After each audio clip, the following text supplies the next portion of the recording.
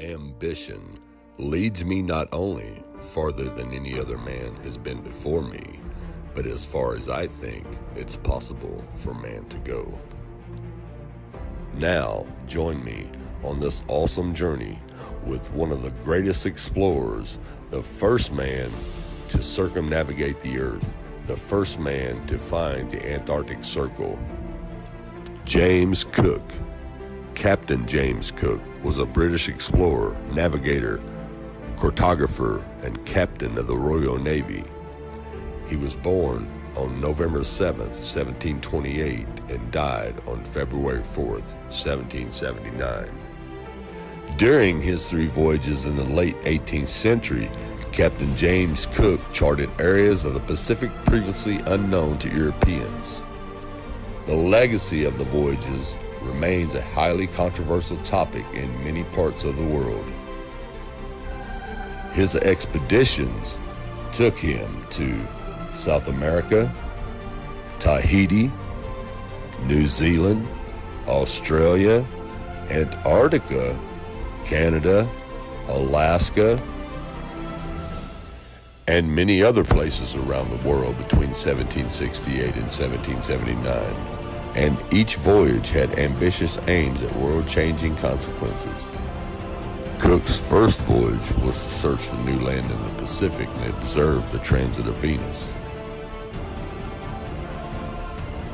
His second voyage was to search for the mythical Great Southern Continent known as Antarctica. But instead, it was on this voyage that Cook's ships became the first to cross the Antarctic Circle, and his third and final voyage was to search for a sea passage in the North Atlantic. During the third voyage, however, Cook was sadly killed in Hawaii. And the impact of these voyages continues to be felt today. 250 years later, Cook's voyages remain a source of controversy, and the debate over them continues.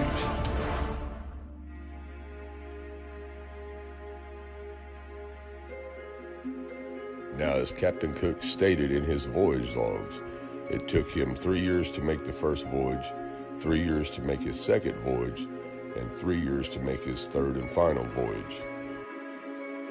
Now, you have to keep in mind that Cook was a cartographer for the Queen, so he was actually mapping out the world as he was making these voyages. Now, let's have a look at Cook's journey on a globe.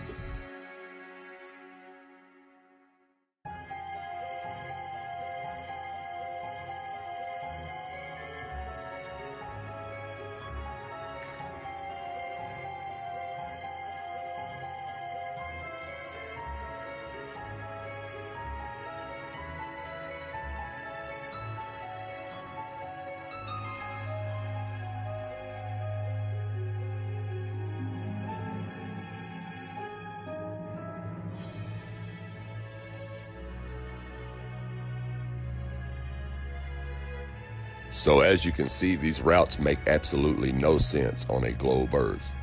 But as you can see here, once we turn the globe Earth into the flat Earth, the routes make perfect sense. Now, what I've done is I've traced a rough outline of Captain Cook's famous second voyage. Okay, the voyage started in Great Britain with the color bright red. The voyage started in July of 1772 until July of 1775. That's 3 years. He traveled near the outer edge for a good length of his journey. He would have had plenty of time to study how the outer edge looked with great detail.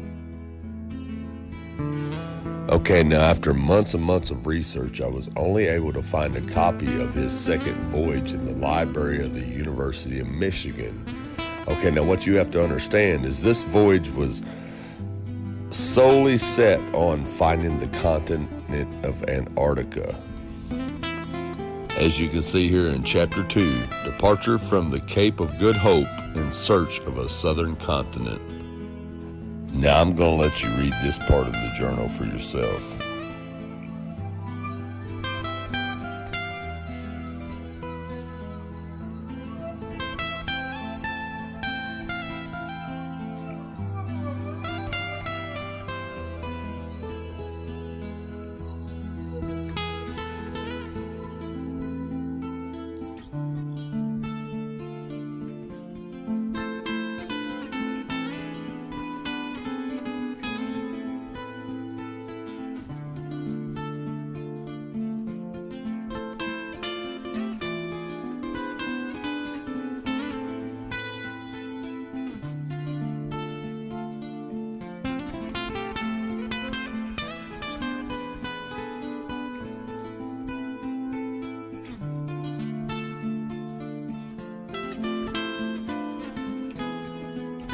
Now, as you just read, the captain said he could never penetrate the ice barrier to find the southern continent of Antarctica, because Antarctica is the ice wall around the world.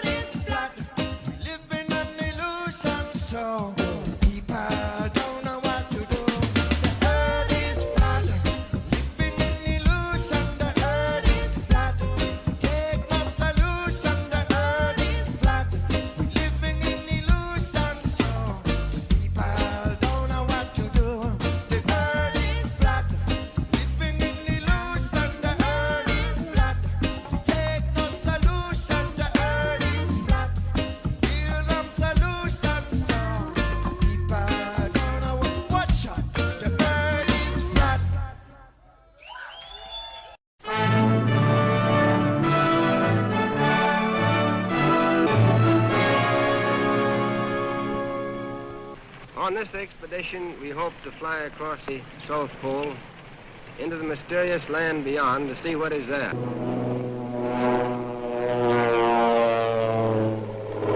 To the cameramen who made this picture, I want to give full credit. They did not hesitate to risk their lives at their job. Now, the North Pole is the center of a deep ocean, whereas the South Pole is the center of a high plateau which averages 7,000 or 8,000 feet in altitude. There is no life whatever beyond the edge of the world. There are no Eskimo. It is too cold for human beings to live there permanently. When we left on this expedition, we were, to put it very mildly, extremely anxious to find out if it existed. Would we be able to find it? And that was the great question. We left on this expedition from the Navy Yard at Boston. Here is our supply ship, the Rupert, just a big unprotected iron ship of 8,000 tons. And here is our icebreaker, the Bear, which we took as a protection for the personnel of the Rupert and also to use exploring in dangerous ice areas.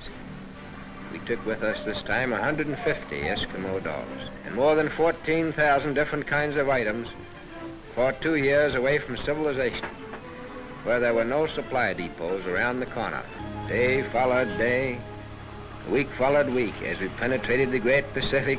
We headed straight south, and here we have an ordinary unprotected iron ship, sailing in seas no ship had ever been in before since the world began.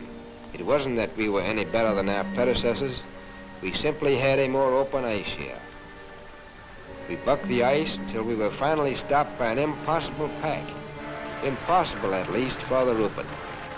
But we wanted to see what was beyond the horizon. That's what we came for.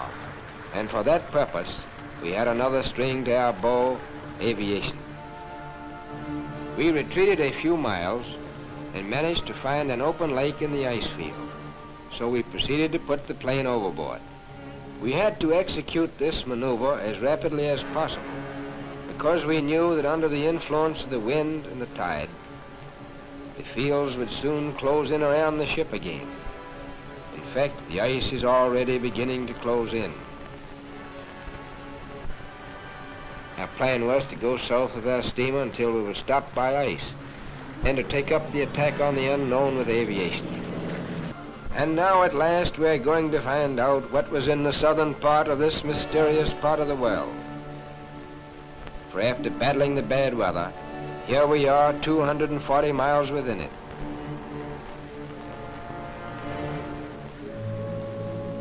We came to this strange phenomenon, ice islands.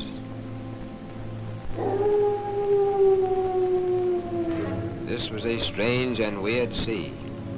Steaming through these ice islands was an eerie sensation. Here was the twilight of the gods, and we were curious to know what these somber giants were guarding.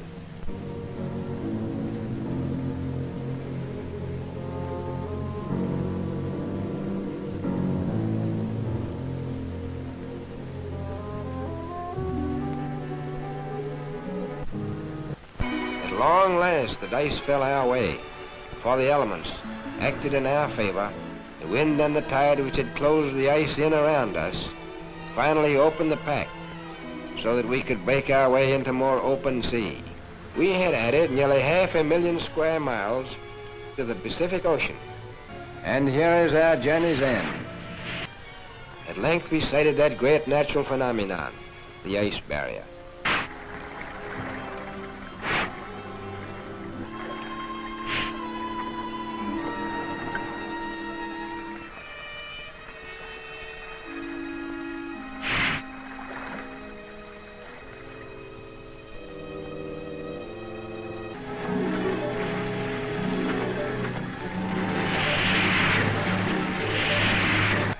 I knew it would be taking a big chance, but it seemed the only way.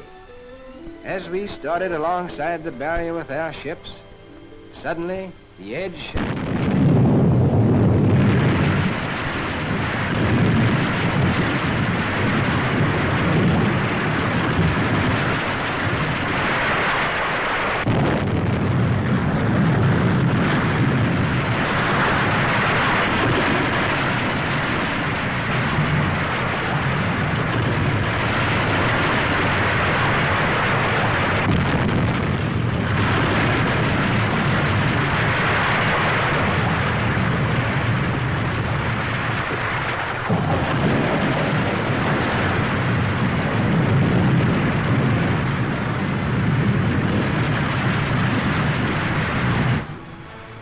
enough of ice falling to sink a fleet of ships. It seemed like a warning from Providence not to go alongside the barrier. We therefore had to unload from the bay ice. We had to put our tractors overboard with the engines running to safeguard the lives of the drivers as the ice was constantly breaking off. We had to get the tractors quickly away from the edge of the crumbling ice. We came within an ace of losing overboard our principal plane of exploration, the William Hawley. It was a critical moment.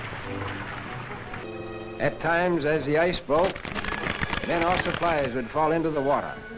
We kept a man on watch with a life preserver on line as a safeguard for the men working on the edge of the ice. We were working against time to finish unloading before the fall freeze-up, when the ships would have to return to civilization. You can see what a tough job we had to transport 400 tons of material through this area.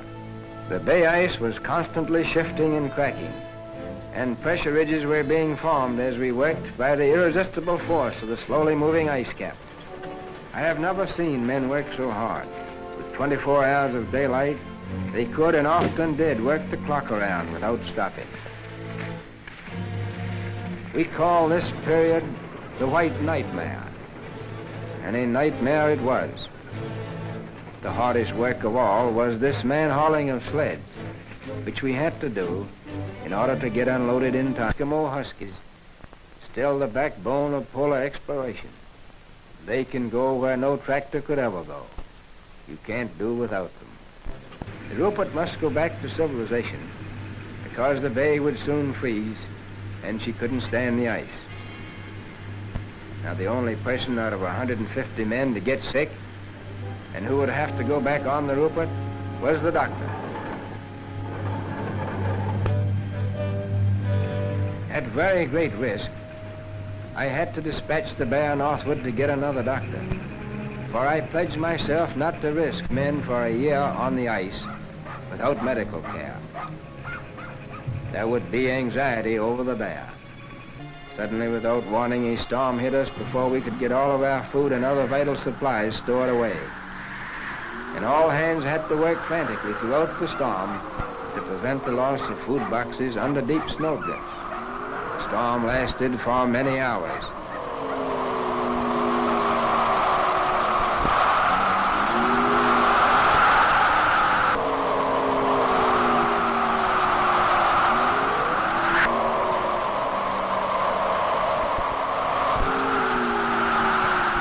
We found it chilly working in the wind.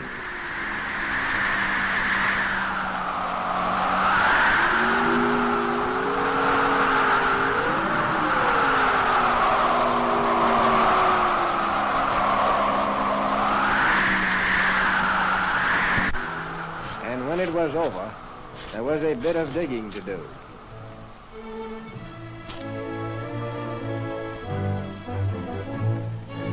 And here is the original commando.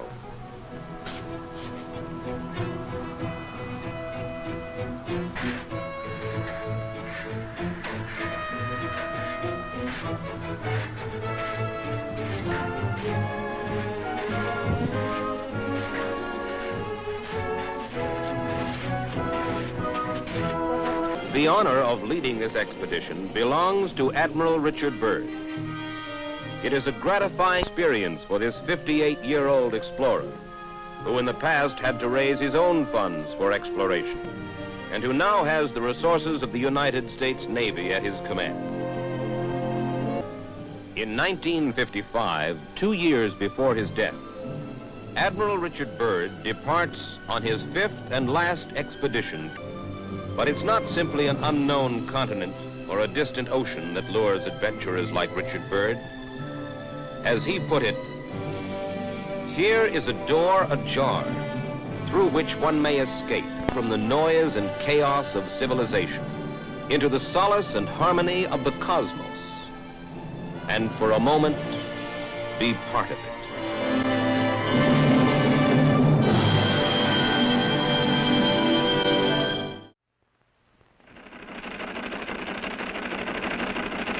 It's time for the Longines Chronoscope, a television journal of the important issues of the hour, brought to you every Monday, Wednesday, and Friday. A presentation of the Longines Whitnor Watch Company, maker of Longines, the world's most honored watch, and Whitnor, distinguished companion to the world-honored Longines. Good evening, this is Frank Knight. May I introduce our co-editors for this edition of the Longines Chronoscope? Larry Lasser, CBS News correspondent, and Kenneth Crawford, National Affairs Editor of Newsweek magazine. Our very distinguished guest for this evening is Admiral Richard E. Byrd. The North Pole used to be a no-man's land, but these are the days when, by buying a ticket on a commercial airliner, you can fly across the North Pole and drink a cocktail at the same time. Yet only 60 or more years ago, about 35 years ago, our guest tonight found out whether there was any land north of the North American continent. He made that first discovery flight, and I must say that Admiral Byrd, our guest tonight, is not only our greatest living explorer, but he's been an inspiration to countless Americans. Admiral Byrd, you've been to both the North Pole and the South Pole. Is there any unexplored land left on this earth that might appeal to adventurous young Americans? Yes, there is. And not up around the North Pole, because it's getting crowded up there now, because they find out it's really usable, not only to live in, but militarily. But strangely enough, there's left in the world today an area as big as the United States that's never been seen by a human being. And that's beyond the pole on the other side of the South Pole from Middle America. And I think it's quite astonishing that there should be an area as big as that unexplored. This is a tremendous So challenge. there's a lot of adventure left down at the bottom of the world. Admiral, do you hope to see that? I do. Well, Admiral, Yeah. would you say that since you've been to both the extremities of Earth, are these expeditions to such far-off places, are they getting easier because of modern techniques, or is danger still close at hand? Well, it's a little risky, but nothing like it used to be with the old slow planes and the small cruising radius where we had to put down bases. We replaced the dog teams, and of course that was a big improvement. But now the planes go much faster and they're safer, and they have a much bigger cruising radius. You haven't got the danger of a terribly heavy load. Admiral, an expedition to which I believe you're the advisor is now en route. What is that expedition doing? Well, that's the icebreaker Atka, and it's a reconnaissance expedition. It's going down to the South Pole area to make certain observations and to look for some bases. They will be back in April, and they will report back, and upon the information we get from that undertaking, we will base the bigger expedition that's to follow. Is that very definitely planned, or is that... That is being planned right now. So I'm willing to say to you that there will be a number of expeditions that will follow, I think, year after year, at the bottom of the world, because the government has really become interested. Well, Admiral Byrd, I can understand, I think everybody can, the interest in the North Pole because it's so near our greatest challenger, Soviet Russia, but why this interest in the bottom of the world? Nobody living down there, is there? No, it's pretty cold. There's only one permanent resident, that's the emperor penguin. The little ones live further north.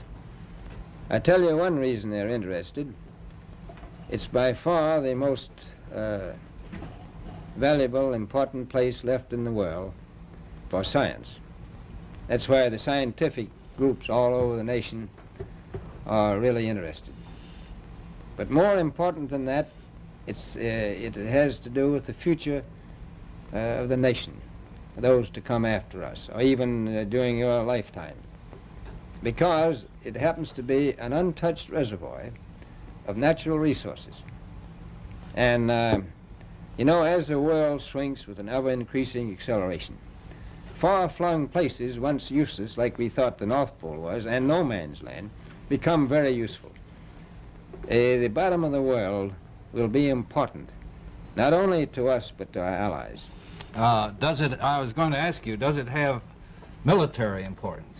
It has some, and as the world shrinks, it will continue to shrink with an ever-increasing acceleration, thus bringing these places closer. And in the future, I can see a time when it will be very, very important strategically. Well, has the development of air power increased the strategic importance of places like the very much Parma so. Peninsula, we'll say? Very much so. Even now, if anything happened and we lost the Panama Canal, we would have to control the islands just north of Antarctica, which are part of Antarctica, and between there and Cape Horn. I've heard it said that there are 7 continents in the world, and one of them has never been seen by a woman, and that's Antarctica. Is that actually true? Well, if the Palm Peninsula is an island, as far as I know, that's true. No woman's ever stepped foot upon the Antarctic continent, and it's the most peaceful place in the world. Well, I'm sure that won't last very long. I understand that now that you're working with the Arnold Bread Company in charge of frozen foods. Now, is there any future for frozen foods down these frozen extremities? Well, I think the human race can be helped by that. This was thought out by Dean Arnold, who's, in my opinion, a great humanitarian. He learned that we went down there after 4 or 5 years and finished a meal that we had left there on the table when we had evacuated Little America. Everything was perfect, including the bread. So he got the idea of this frozen bread, and already he sent some to Europe, and it worked very well over there for some of the starving people. So you can store it down in the Antarctic, and against the lean years, and you wouldn't have any people in the world really starving if you did that. Yes, in the event of an atomic war. You'd stay there forever. Admiral, you speak of the resources of Antarctica. What are they? What are the natural resources there? Well, we've found enough of coal within 180 miles of the South Pole in a great ridge of mountains. It's not covered with snow, enough to supply the whole world for quite a while. Well, that's the coal. Now, there's evidence of many other minerals. We are pretty sure there's oil. Now, that coal shows the bottom of the world. Now, by far the coldest spot in the world. Where that coal is gets 100 below zero in the winter. Well, it was once tropical. So we think there's oil there, and there's evidence, probably uranium there. Is it any secret? Is there uranium there? That would be the only thing that would be practical to actually go after, I suppose. Everything else would be economically unfeasible, wouldn't it? Well, as we recklessly expend our resources, the time will come when we'll have to go after that stuff down there. Well, you know, I avoided what you said about uranium. I'm not sure about that. I don't want to have the world fighting over the Antarctic. Admiral, is there a competition among other nations to try to get information about Antarctica and possibly to secure some of these resources? Well, yes. There are now 7 nations very much interested. Russia is interested tremendously. That I'm sure of. Australia has an expedition down there. The Argentine, the Chile, New Zealand, Britain, and so on. Now, you can understand those people down there being interested because they live down there, the New Zealanders, the Argentinians, the Chileans, and Australians.